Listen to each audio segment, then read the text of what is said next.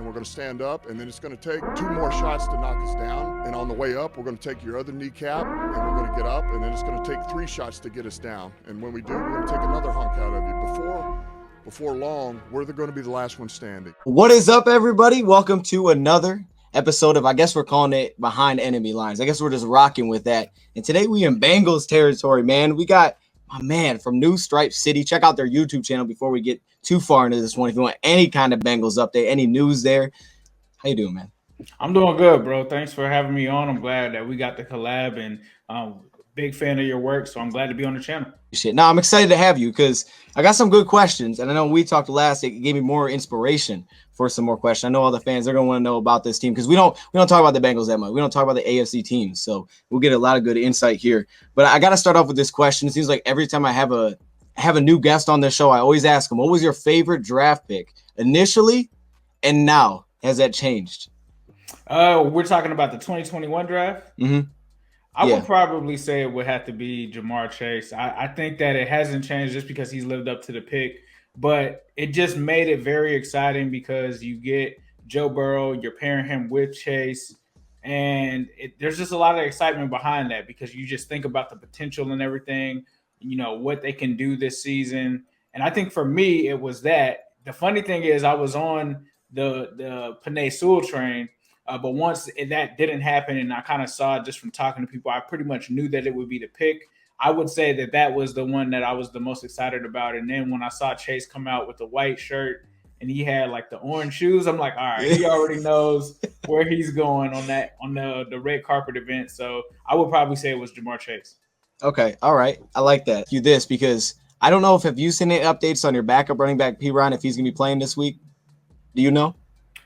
P-Ron, I'm not sure. I think he actually may be good to go. But the thing is, I think Joe Mixon is going to play. They've been doing this thing that they just kind of started last week where Mixon doesn't really practice, but he will play. And from what I've heard, I believe as we are recording this today, they expect Mixon to get a full workload, which is way more than he got last week. And if I'm not mistaken, if P-Ron doesn't play, you're going to see some Chris Evans, who is a rookie pick that we actually brought in from the University of Michigan, so people in that area may be familiar with him.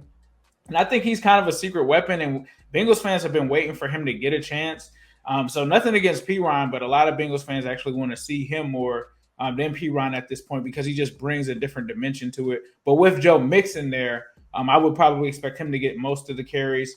But from what I heard today, I don't believe P-Ron was out. I know that Jackson Carman is back in, and he was on the COVID protocol. So I assume that P-Ron is. But I guess the bigger news today was that Mixon will be going full workload. So I guess he kind of got lost in that shuffle there. Kind of excited to see Evans, but at the same time, I'm not. You know, I don't want to see him make a big play against us. But you brought it up. You brought up the offensive line, and I wanted to just get your thoughts on just kind of the interior. I know it's like the center and the guard position, the right guard has been, moving a lot of pieces around. Just your maybe confidence level with that going into this game. At the beginning of the year, I think a lot of people were really concerned with that, me included. But I think as far as if we're talking about the left guard position with Quentin Spain, that one's been pretty solid. He's a guy that kind of flies under the radar, but he's an extremely solid veteran. But when you talk about the Jackson Carman position at the center or at the right guard position, he's been, kind of shaky in a sense. He's been beat on some stunts. And he's a rookie, right? So he's also a guy that came from Clemson that was actually the left tackle for Trevor Lawrence. And now he's learning the right guard position.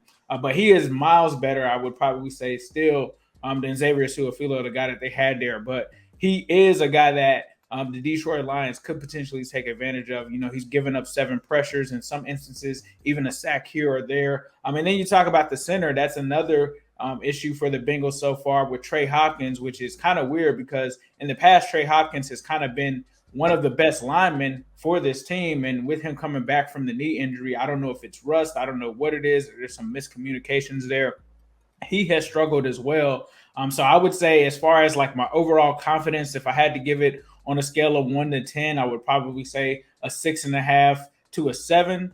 But probably right now, I'm probably going with a 6.5 after the last couple of games for those two guys. So that's where my confidence level will be at with them.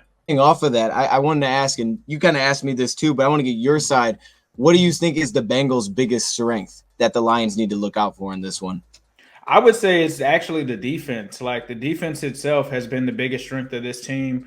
from week one until now. I think a lot of us were surprised. We expected the defense to be better. We didn't expect the defense to be as good as they are right now. They've been extremely good, especially in the red zone. I think that they're near the top of the league in terms of that. They're really good at letting teams settle for field goals or somehow causing some kind of turnover or something like that. So I would probably say the defense, and specifically on defense, I would say the defensive line, right? Because last year the Bengals had a lot of injuries, especially at the defensive tackle position. They were ravaged at that position, and then they really didn't have much after they traded Carlos Dunlap at the edge rusher position. They really only had Carl Lawson, and they really revamped that entire defensive line this season. So with a combination of guys getting healthy, primarily DJ Reader, who was out for the most of 2020, he returns there. You've also got an under-the-radar guy there and Josh Tupou. They've also got BJ Hill, who's been very solid for them. He's got a couple sacks on the season. You also have Larry Ogunjobi. And then when you get to Trey Hendrickson, he's an under-the-radar kind of guy, which is crazy to say that because he made the NFL top 100. But, that was kind of his coming out party, and a lot of people attributed that to Cam Jordan. But I can say when I watched the guy, I was just like, when I watched this film, I was like, no, this guy is legit. And, I went out on a limb at the beginning of the season and said, yeah, this guy's going to get 10 sacks this season. And I think Trey Hendrickson is definitely a threat. They also possibly may be getting back, and we still have to see. I don't think that he's been added, Khalid Kareem, which would be huge for the edge rushing position in terms of the depth, because he's kind of that first guy off of that edge rushing position in terms of substituting in. But we'll have to see if he plays in this game. Sam Hubbard is honestly just a solid guy. But they're really good at stopping the run as well as rushing the passer. So I would say the defensive line, the linebackers I wouldn't sleep on. I would say Logan Wilson is definitely taking his game to another level. He's an ascending player. Some people are already saying that he may be the best linebacker in the AFC North. So we'll have to see if he continues that. He's got 3 interceptions on the season. Then you get into the secondary. You got Jesse Bates. You got Von Bell. Jesse Bates is one of the best players on this team, if not the best player on the defense. Then you got Von Bell, who's also a solid safety. And then one of the guys that really flies under the radar is Chidobe Awuzie. He came from the Dallas Cowboys. He's honestly our best corner. So he's a guy that you have to look out for. He's very solid in coverage. Not a guy that's going to be like a Darrell Revis or something, but he's extremely solid when it comes to matching up with receivers and tricking quarterbacks sometimes with where he's at as far as his position. We got Mike Hilton. He's a guy that does a lot of different things. Obviously, we grabbed him from the Steelers. He can be an issue or a liability sometimes in coverage, but there's so many other things that he can do. So I would say this defense, if you're talking about offense, I would probably say the strength is the wide receiver position. I mean, we talked about it when I did the crossover with you. It's definitely the wide receivers. You're talking about Jamar Chase, T. Higgins, Tyler Boyd. And then you even go after that. You still got Auden Tate. So I would probably say that's another strength. I mean, I would probably go to venture to say the quarterback position as well. That was one of the strengths for us coming in was Joe Burrow. So those would be, I would say, the strengths, probably the quarterback and the receivers, and then I would shift to that defense with the defensive line and just the overall defense itself.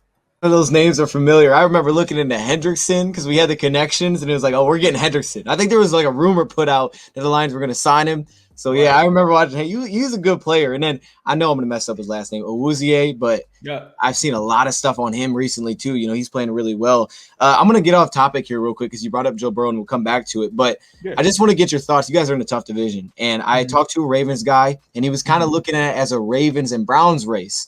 But now you as a Bengals fan, how do you see? I mean, are the Steelers really falling off? Are the Browns, that team, are you guys in that mix? Do you think you guys right now are in that mix to potentially win the division this season?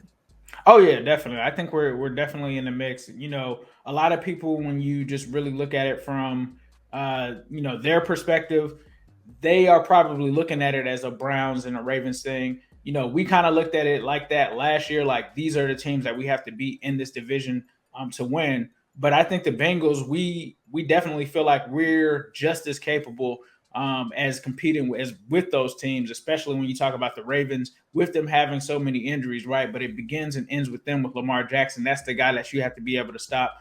So we will have to, I would probably say out of all of the teams in the division, that is the team that's really had our number, especially since Lamar Jackson was drafted He's really had our number in terms of that. The Browns, we've always had, even with us not being as good last year, those games have always been close. And when you talk about that first game that was like week 2, it was Joe Burrow versus Baker Mayfield. And we felt on our side that the Browns were a way better team than us, but Joe Burrow was kind of the X factor in that game to keep us in that game with the Browns. And then you fast forward to the next game, and the Browns end up winning that one literally on the last second touchdown play. So the gap between the Bengals and Browns, I think with the ascension of Joe Burrow and with the changes on this team, I think that it allows us to compete with both of those teams, especially the Ravens as well. And that was the whole point of bringing in a Jamar Chase, to give us an advantage to compete with these teams in the division. So I do think that we're right there with those teams. And I think at the very end, it's going to be a race between those teams. Now, the Steelers, I think that they are on the way, possibly back up, getting some luck with some easier matchups with the Broncos last week, the Seahawks this week. So you can never sleep on the Steelers. But I do think that the Steelers are honestly the worst team in the division at this point when you just stack them up against every team. But yes, I do believe that the Bengals this season with Joe Burrow, that is the X factor for us to definitely be able to compete with those teams. That's crazy to say. And I agree with you. It's just crazy to even think that. Go back here to what do you think is the weakness that Lions fans think that maybe we could exploit in this game? I would say the weakness would be, like you said, that interior line, Jackson Carman, trying to take advantage of that interior there with your defensive players. I would probably also say one of the weaknesses for the Bengals, if I'm looking at it, on offense, I would say tight ends. We don't really outside of CJ Uzoma, the other tight ends aren't really anything to sneeze at. I would also probably say play calling from a standpoint, because some of the play calling is somewhat predictable. There was a stat that came out today that 80% of the time the Bengals are under center, they're running the ball. Yes. So I would also say that's definitely a weakness that you guys could take advantage of. But outside of that, I'm just thinking, the run game isn't necessarily weak, but it's extremely predictable, so you can take advantage of that. And I would say Joe Burrow sometimes has a tendency to lock on to certain receivers, so that may be something that the defense could key in on as well. So I would say that those would be the weaknesses of this team: the play calling, the offensive line in terms of the interior is susceptible to some pressure there, and I would say on defense, it's hard because they've been playing so well. But I would say you could probably at least attack them sometimes with the deep ball. There's been moments where they've been susceptible to it. So I would say that there is a possibility that if you do take some shots, you could get something here with this team. And yeah, that's probably what. Oh, also we learned last week, running backs in the flats. I think that's a weakness for sure as well. I didn't expect it to happen with A.J. Dillon. I kind of thought it would happen more so with Aaron Jones, but I could see you guys as running backs definitely taking advantage of the Bengals there as far as being able to cover. The other thing I would say would be, as far as a weakness on defense, is the ability against scrambling quarterbacks. However, in this game, Jared Goff isn't really a scrambler, but that is one of the reasons the Bengals lost that Bears game. Because they allowed Justin Fields to be able to run free and didn't have a quarterback spy on him. Okay, there's some good notes there, especially the running back one, passing to those guys. Now I want to get off one more time here, I just want to know. I mean, I don't know the Bengals history that well, but who is your favorite all-time Bengal? Oh man, it's the guy behind me, man. It's got to be Adriel Jeremiah Green. Just a stand-up dude. I've been watching the Bengals for quite some time.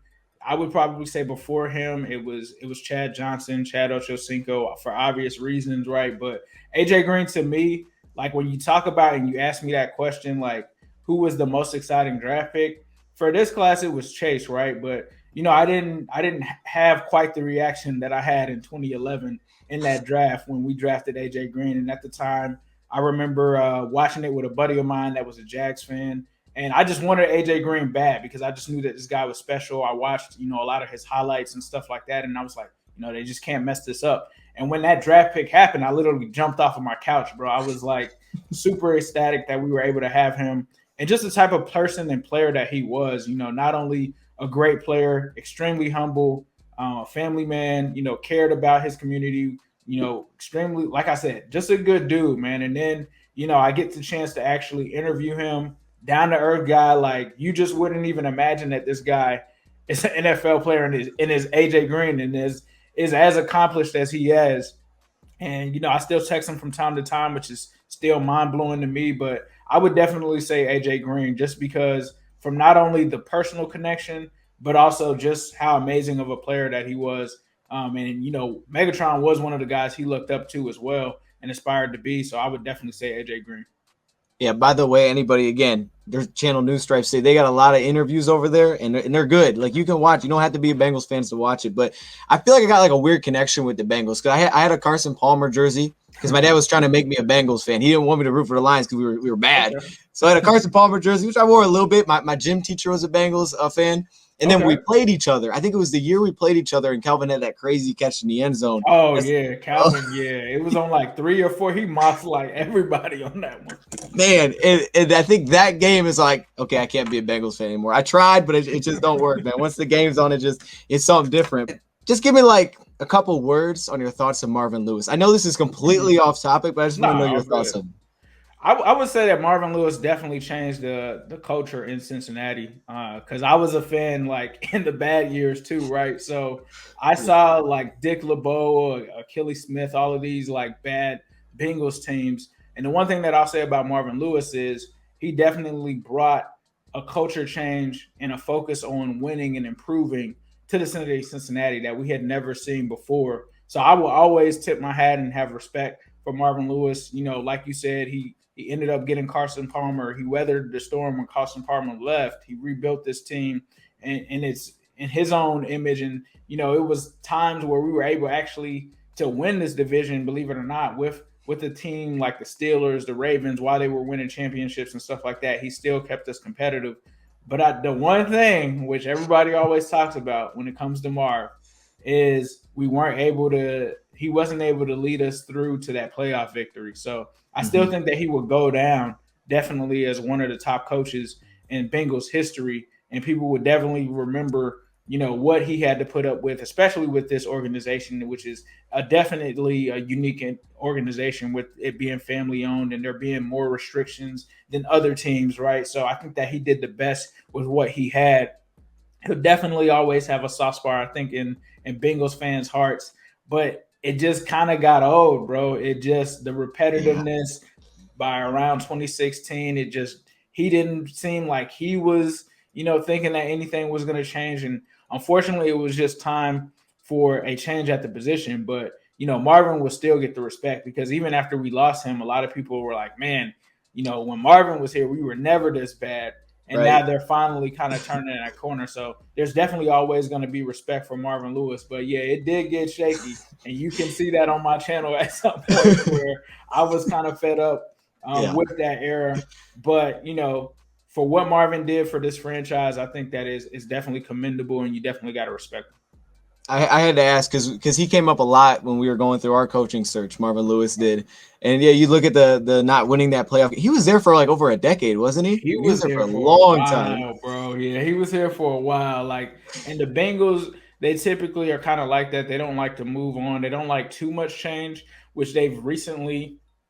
And I think that it's actually a positive. They've been changing their ways to try to kind of break out of that and adapt to kind of this new kind of era of doing things. And so luckily they've done that. But generally, the Bengals usually keep guys if they've had success. Now, if they don't have success, they will get rid of them. But Marvin Lewis had so much success that they had never seen before coming off of the 90s that it was hard for them to part away from, that consistency that he had. You talk about us going, I think in the last decade, to the playoffs 5 times, 5 straight years. So, that was what they kind of got used to. But yeah, they did keep him for a while. I think maybe too long.